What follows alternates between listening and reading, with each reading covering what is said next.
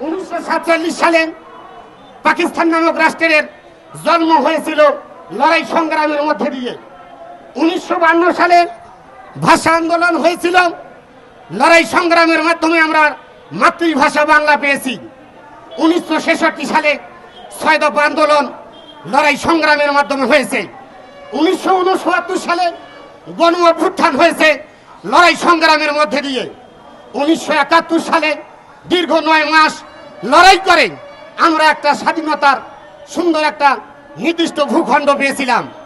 অবশেষে 2024 সালে বৈষম্য বিরোধী ছাত্র আন্দোলনের মাধ্যমে হাজার হাজার মায়ের বুক খালি করে আমরা নতুন স্বাধীনতা পেয়েছি,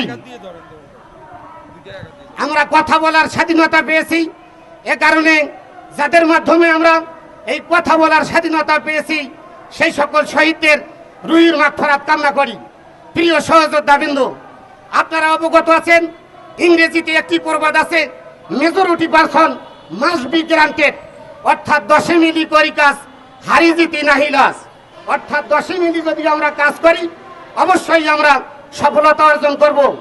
প্রিয় সহকর্মী বিন্দু, আপনারা অবগত আছেন যে পবিত্র রমজান মাস, এই মাসে ইসলামের ইতিহাসে প্রথম যে যুদ্ধ হয়েছিল 17 রমজান, সেটা ছিল বদরের যুদ্ধ। সেই যুদ্ধ ছিল মুসলমানদের জীবনের এবং মরণের লড়াই। সেই যুদ্ধে যদি মুসলমানরা পিছিয়ে যেত তাহলে আজ আমরা ইসলাম পৃথিবীতে পেতাম না। তাই আমি শিক্ষকগণকে বলতে চাই, ধৈর্য হারা হওয়া যাবে না। কেননা উদয়ের পথে শনিকার বাণী, ভয় নাই ওরে ভয় নাই, নিঃশেষে প্রাণ যে করিবে দান, ক্ষয় নাই ওরে ক্ষয় নাই। তাই আমরা ধৈর্য সহকারে আছি। নেতৃবৃন্দ কি নির্দেশনা দেয় আমরা সেই নির্দেশনা মানব।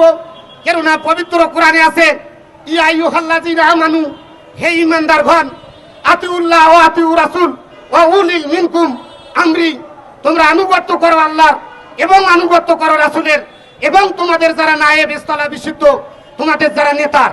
কিন্তু নেতা যদি আমাদেরকে সঠিক নির্দেশনা দেয়, সঠিক কথা বলে, তাহলে আমরা তার আনুগত্য করব।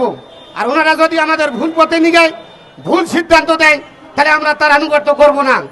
তাই প্রিয় সহযোদ্ধাবৃন্দ, সাংবাদিকবৃন্দ, বাংলাদেশ বেসরকারি প্রাথমিক শিক্ষকরা প্রায় দীর্ঘ 1 যুগ ধরে বৈষম্য শিকার হয়ে আছে। শুধু শিকারে হয় নাই, বৈষম্য শিকার হয়েছে এই বিদ্যালয়গুলোতে কর্মরত প্রায় 20,000 শিক্ষক শিক্ষিকা, এবং বৈষম্য শিকার হয়েছে এই বিদ্যালয়গুলোতে প্রায় 20 লক্ষাধিক কোমলমতি শিশুরা। তাদের কি অপরাধ ছিল?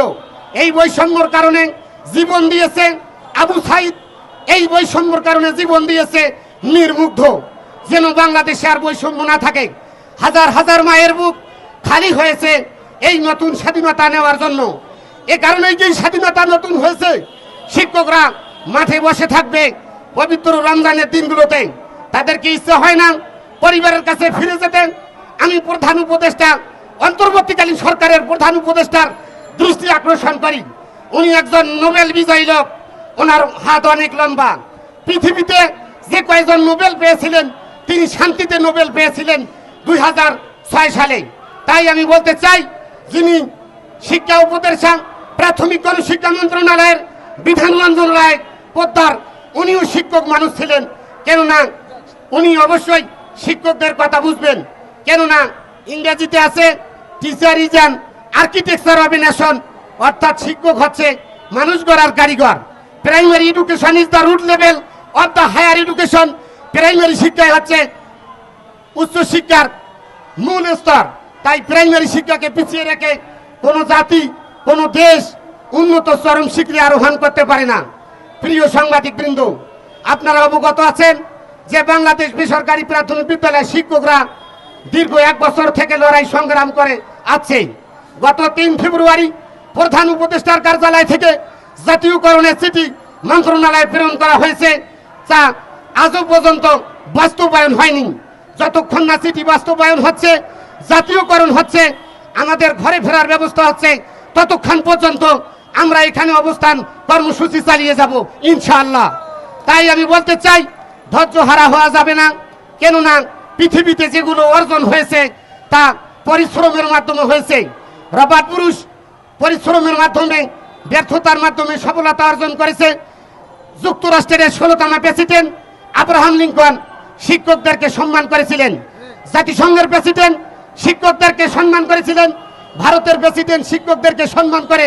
পাকিস্তানের প্রেসিডেন্ট শিক্ষকদেরকে সম্মান করে। পৃথিবীতে এমন কোনো দেশ নেই যে দেশে শিক্ষকদের রাষ্ট্রীয় মর্যাদা দেওয়া হয় না।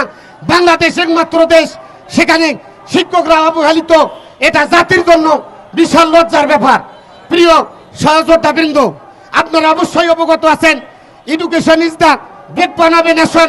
No nation can not progress without education, so we receive education different circumstance. ইংরেজিতে প্রবাদ আছে, শিক্ষায় জাতির মেরুদণ্ড। কোনো জাতি শিক্ষা ছাড়া উন্নতির চরম শিখরে আরোহণ করতে পারে না। তাই আমি বলতে চাই, প্রাইমারি শিক্ষাকে বাদ দিয়ে কোনো দেশ, কোনো জাতি উন্নতির চরম শিখরে আরোহণ করতে পারবে না। প্রিয় সাংবাদিকবৃন্দ, আপনারা অবগত আছেন যে আমাদের বেসরকারি প্রাথমিক বিদ্যালয়গুলো প্রতি বছরে বার্ষিক সুমারি দেওয়া হয়। এপিএসসি ফরম সরকারের উন্নয়ন কর্মকাণ্ডের জন্য প্রতি বছর আমরা দিয়ে থাকি। এটা কি অবশ্যই সচিব মহোদয়, ডিজি মহোদয় ভালো করে জানেন, কেননা ওনাদের অফিস থেকে একটি পরিপত্র জারি হয়, একটি চিঠি হয় যে এখানে সরকারি, বেসরকারি, আধা সরকারি সব স্কুলের তথ্য নেওয়া হয়। কেন তথ্য নেওয়া হয়? এই তথ্যগুলো ইউনিসেফকে দেওয়া হয়, জাতিসংঘকে দেওয়া হয় উন্নয়ন পরিকল্পনার জন্য। আর আজকে যখন শিক্ষকরা তাদের অধিকারের জন্য আসতেছে, আজকে সচিব মহোদয়, ডিজি মহোদয় আমাদের কথায় কর্ণপাত করতেছেন না। তাই আমি বলতে চাই, এখনো সময় আছে, জাতীয়করণ করে শিক্ষকদের ঘরে ফেরার ব্যবস্থা করে দেন।